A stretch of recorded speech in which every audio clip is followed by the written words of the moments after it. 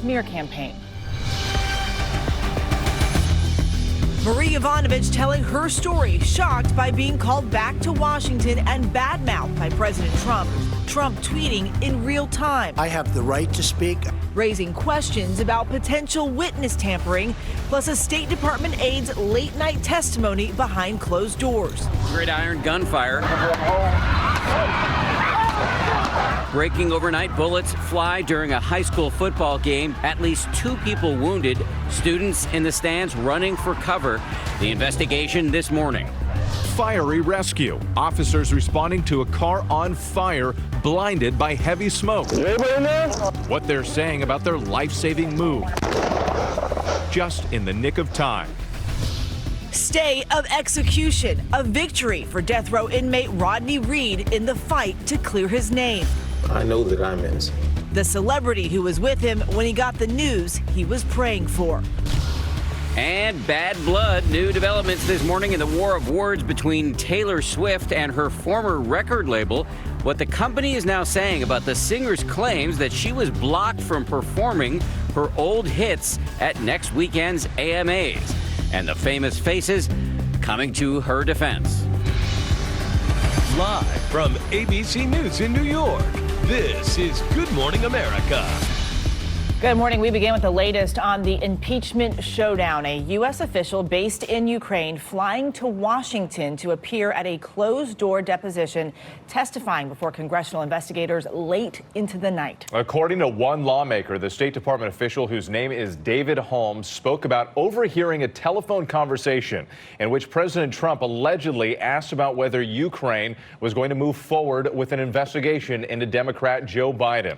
The 6-hour deposition from Holmes came after an eventful public hearing featuring testimony from the former ambassador to Ukraine, Marie Yovanovitch. She testified that she felt threatened by a smear campaign led by the president and his personal attorney, Rudy Giuliani. Now, smack in the middle of that public testimony, President Trump slammed Yovanovitch again, this time on Twitter, leading Democrats to raise concerns about potential witness intimidation. We have team coverage beginning with Kira Phillips on Capitol Hill. Good morning to you, Kira. Good morning, you guys. Boy, it was quite a day yesterday. Both witnesses making news. As you just mentioned, David Holmes behind closed doors testifying that he overheard the U.S. ambassador tell President Trump that Ukraine would investigate his political rival, Joe Biden. Then in the public hearing, Yovanovitch talked of her nonpartisanship, her patriotism, even surviving bombs and gunfire within their diplomatic posts. She also refused to acknowledge the president's tweet attacking her reputation in real time. It was unprecedented. But the 33-year career Foreign Service officer had no problem describing her abrupt firing and how she believes it was directly connected to the Trump administration's shady interests and dangerous intentions. David Holmes, an official from the U.S. Embassy in Ukraine, testified for 6 hours Friday behind closed doors to the House Impeachment Committee that he overheard a call between President Trump and top American diplomat Gordon Sondland. In a transcript obtained by CNN, Holmes says he heard that President Zelensky needed to make clear to President Trump that President Zelensky was not standing in the way of investigations. The arrows continue to point in the direction of a shakedown scheme led by the President of the United States, operated by agents like Rudy Giuliani. But it was other testimony that stole the show in Washington on Friday. I had no agenda other than to pursue our stated foreign policy goals.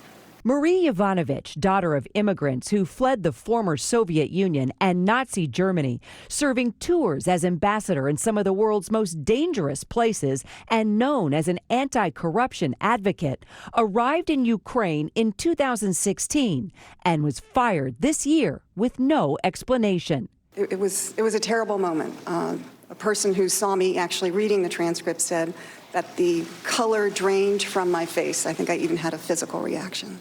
I think, even now, words kind of fail me. The former ambassador to Ukraine testified to a concerted smear campaign led by the White House and Trump's personal attorney, Rudy Giuliani, after she raised concerns of a, quote, irregular back-channel effort to dig up dirt on Trump's political rivals. I was shocked and devastated that I would feature in a phone call between two heads of state. Then, in real time, an unprecedented moment during this impeachment hearing. President Trump takes a jab at Yovanovitch's reputation, tweeting, "Everywhere Marie Yovanovitch went turned bad. She started off in Somalia. How did that go? Then fast forward to Ukraine, where the new Ukrainian president spoke unfavorably about her in my second phone call with him. It's a president's absolute right to appoint ambassadors." But would you like to respond to the president's attack that everywhere you went turned bad? I actually think that where I've served over the years, I and others have demonstrably made things better. Democrats seizing the social media moment. Designed to intimidate, is it not? I mean, I can't speak to what the president is trying to do, but I think the effect is to be intimidating. In just one tweet, the president changed the narrative of his impeachment hearing. But this time, his boasting backfired. Yovanovitch poured over by praise from both sides of the aisle. You're tough as nails and you're smart as hell. And you're a great example of what our ambassadors should be like. We are lucky to have you in foreign service, and I again want to thank you for your tremendous public service. At the end of the day, no smoking gun.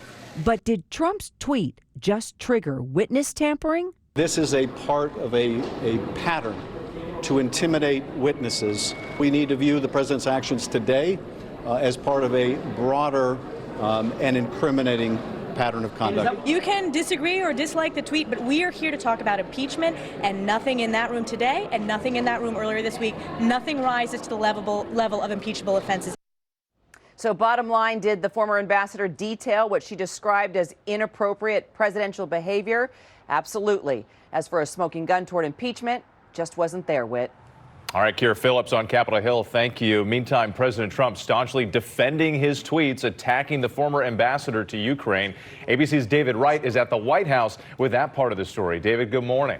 Good morning, Whit. Down on Capitol Hill, the Democrats called it witness tampering, and even some Republicans admitted it was counterproductive. Here at the White House, one of the president's senior staff members told ABC News it was an unavoidable mistake, but President Trump dismissed all his critics. I've been watching today. For the first time I started watching. It was perfectly obvious the president was watching the testimony based on the timing of his tweet. Ambassador Yovanovitch still on the stand when he lashed out. Sir, do you believe your tweets and words can be intimidating? I don't think so at all. Trump flatly rejected any suggestion of witness tampering. And I'll tell you about what tampering is. Tampering is when a guy like Shifty Schiff doesn't let us have lawyers. Tampering is when Schiff doesn't let us have witnesses, doesn't let us speak. He insisted there's nothing wrong with pushing back. You know what? I have the right to speak. I have freedom of speech, just as other people do. But even some of his own staff members disagreed. One senior staffer told ABC News he was flabbergasted by the attack. The embattled president got a spirited defense from his attorney general, addressing the conservative Federalist Society. In waging a scorched earth, no-holds-barred war of resistance against this administration, it is the left that is engaged in the systematic shredding of norms and undermining the rule of law. Do you think you're going to get impeached? Well, I shouldn't be. The day also brought bad news for Trump's longtime friend and political operative Roger Stone, convicted in federal court on charges that include witness tampering, obstruction, and lying to Congress for his role in the stolen Democratic emails funneled to WikiLeaks with the intent to interfere in the 2016 election.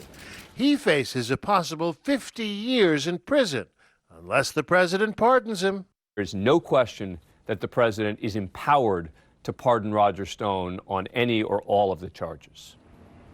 The president hasn't yet said if he does plan to pardon Stone, but assuming this is the last prosecution from the Mueller probe, some important numbers for you. 37 indictments total, 5 people sent to prison. Roger Stone makes 6. Dan? David Wright at the White House. David, thank you so much. So many angles to explore here. So let's bring in NYU law professor Melissa Murray. Pleasure to have you here on a Thanks Saturday for having morning. me. Thank you very much. Let's start with President Trump tweeting right in the middle of Marie Yovanovitch's testimony on Capitol Hill yesterday. Democrats, as you know, calling this witness tampering, witness intimidation. Is it? Well, the federal statutes say that witness intimidation or witness tampering is to knowingly influence or intimidate a witness so that you influence her testimony. So it may not necessarily be about intimidating Marie Yovanovitch, but subsequent witnesses who might come down the line, letting them know this is what happens when you go against the president. So since she was testifying at the time and she Exactly. might not have seen it, maybe not tampering with her in particular, Right. but tampering with the overall system. Exactly. You've just noted, very quickly, you've noted that he didn't do this when there were men testifying against him on Wednesday. No, he was very restrained with George Kent and Bill Taylor, but it was unusual that he did this with Marie Yovanovitch, but not necessarily surprising. And what is interesting is that this is an entire proceeding that is going to be led by a woman, Nancy Pelosi, who is in office because of the votes of women who brought her and other women to power. And so there's a lot of gender dynamics here. Yeah, there are indeed. Let's talk about a man who testified late Friday, up until the evening on Friday night. David Holmes, State Department official based in the Ukraine.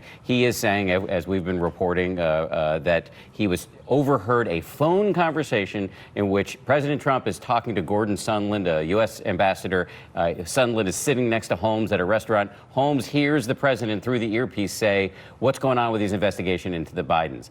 Is that damaging testimony? And if it is it hearsay? Well, it's certainly damaging testimony. It's not hearsay. And to be very clear, hearsay only applies in criminal trials. This is an investigation. It's not a criminal trial. So the same prohibitions on hearsay don't attach. But even if they did, this is not hearsay because he heard it. Now, you could quibble about the quality of the audio. You could quibble about what he heard. But you can't quibble about the fact that he heard it firsthand, not hearsay. We're lucky to have your analysis on a Saturday morning, Melissa. Thank you very much. Thanks for having Melissa me. Murray from NYU Law School. I want to remind everybody that public hearings resume on Tuesday, and we will have live coverage with our chief anchor, George Stephanopoulos, and our Powerhouse Politics team. That starts at 9 a.m. Eastern, right here on ABC. Eva, over to you. Well, now to that frightening scene at a high school football game. People running for their lives at the sound of gunfire. ABC's Stephanie Ramos joins us with more on what happened. Good morning, Stephanie. Eva, good morning. This is not how these families or any family wants to spend their Friday night. So many people out trying to enjoy a high school football game when all of a sudden someone starts shooting. Overnight, chaos at a high school football game in Pleasantville, New Jersey, after gunshots are fired from the bleachers. You're going to need another set of men. Bring your stretcher. The frantic moments captured on camera. You can see people taking cover, some laying on the bleachers, referees and players laying on the field, others jumping fences, running to safety and away from the gunfire. Coaches was telling us get down, but we didn't want to get down. We wanted to get somewhere safe inside the school. Police say a man and a boy were shot and were seriously injured. We are receiving information regarding exactly what happened and who was involved. Just a few weeks ago, a similar shooting in Philadelphia. We need everybody off the stairs, please. And this video capturing another shooting, which followed just a week later in San Francisco at a high school football game. Oh my God!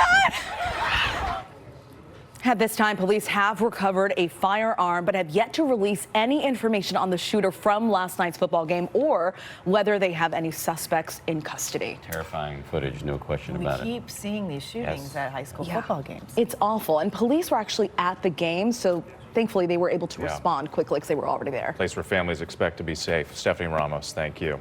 We do want to turn to California now. The 16-year-old suspect in Thursday's deadly school shooting in Santa Clarita has died of his self-inflicted gunshot wounds. Police say Nathaniel Burhow fired 6 shots in 16 seconds, killing 2 students and wounding another 3. All of the students teenagers. Authorities say they know of no warning signs that might have come before the shooting, and they are still searching for a motive. 16 seconds of terror, another school shooting in America. We're going to turn now to a dramatic rescue just in the nick of time. Police arriving at the scene to find a car in flames, and time was not on their side. A car exploding moments after a dramatic rescue. 2 police officers in Virginia pulling an unconscious woman from that burning car. Is anybody in there? Watch as it all unfolded on their police body cameras. At least one occupant. The back of the car up in flames, heavy smoke pouring out. Watch as the officer sees the woman trapped, then pulls out his knife to cut her seatbelt. He pulled her out of the car while his partner ran to the passenger side to see if anybody else was inside. Is there someone in the passenger seat? The two officers, along with some good Samaritans, dragging the driver to safety. That's when, moments later, they heard that explosion. The car then fully engulfed. Officers say it all started from a single car crash. The rescued woman flown to a local hospital with serious injuries. You can really see bravery in operation there. We should say the woman who was rescued is recovering at a local hospital. It's still unclear why she crashed, but police say she may have fallen asleep or had a medical emergency at the wheel. We're very fortunate to be alive this morning. Yes, absolutely. Well, the NFL is taking swift action after Thursday night's vicious brawl on the field at the Browns-Steelers game. Cleveland's Myles Garrett suspended indefinitely for hitting Pittsburgh's quarterback Mason Rudolph with his own helmet. You see it there. The two other players also suspended, and both of them, fined $250,000. Now, Rudolph wasn't seriously hurt and has not pressed charges. The Browns and the Steelers are set to play one another again in just 2 weeks. Well, we are just hours away from Colin Kaepernick's attempt at an NFL comeback. The once star quarterback's career derailed when he started taking a knee during the national anthem. ABC's Kaylee Hartung is in Georgia, where more than 24 teams are reportedly attending his workout. This morning, Colin Kaepernick is preparing for the workout that could turn around his career. The controversial quarterback arriving in Atlanta earlier this week. TMZ capturing this photo. According to ESPN's Adam Schefter, representatives from more than 24 NFL teams are expected to attend this unprecedented event at the Falcons training facility, a combine-style workout for one man who's already led a team to a Super Bowl. It'll be mostly area scouts, but it will be more than 24 NFL teams, and I think that's a turnout that has to please everybody involved. Given only 5 days' notice from the NFL, with no room to negotiate, the 32-year-old says, "I've been in shape and ready for this for 3 years." The NFL being scrutinized for scheduling the workout on short notice and on a Saturday, a day scouts are usually attending college games and coaches are traveling for their weekly games. The whole thing seems to me to be a manufactured stunt. We don't know whether they're going to send head coach, water boy, cheerleader. We'll wait and see. His lawyer telling ABC News they're calling the league's bluff. He wants to play. He's going to be there. He's going to show that he should be on the field. Kaepernick divided the nation in 2016, taking a knee during the national anthem to protest police brutality and racial inequality. His actions sparked more protests and the condemnation of President Trump. When he became a free agent the following season, no team would sign him. He filed a grievance against the NFL, alleging collusion to keep him out of the league, the two sides eventually settling to undisclosed terms. Nike made him the face of a new powerful ad campaign, but he hasn't seen the football field since. If he has any hope and any chance of returning to the NFL, that time is growing really short. Now, the league has asked former NFL head coach Hugh Jackson to lead today's drills, testing the quarterback's arm strength, his conditioning, and his mental discipline after being out of the game for nearly 3 years. And while we expect most teams to send a representative here to the Falcons training facility today, the NFL says it will send video of the workout and an interview with Kaepernick to all 32 teams. Dan.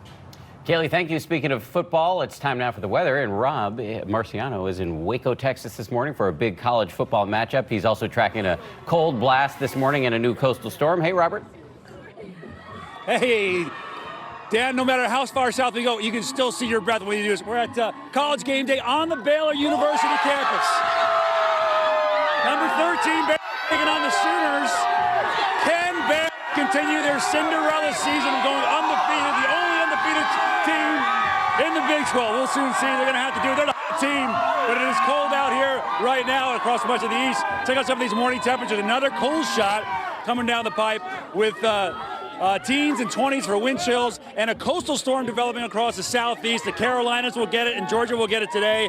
And then tomorrow and tomorrow night, potentially across New England, a messy situation. That's what's happening here in Waco, Texas. Time now for a look at your local weather forecast. Well, hello and happy Saturday. Meteorologist Alex Liggett. A sunny start to the weekend. It will be breezy and chilly, though. Temperatures 43 degrees with northeasterly winds 10 to 15 miles per hour. It will feel like the 30s the majority of the day. Now, lows tonight will be in the 20s west of D.C.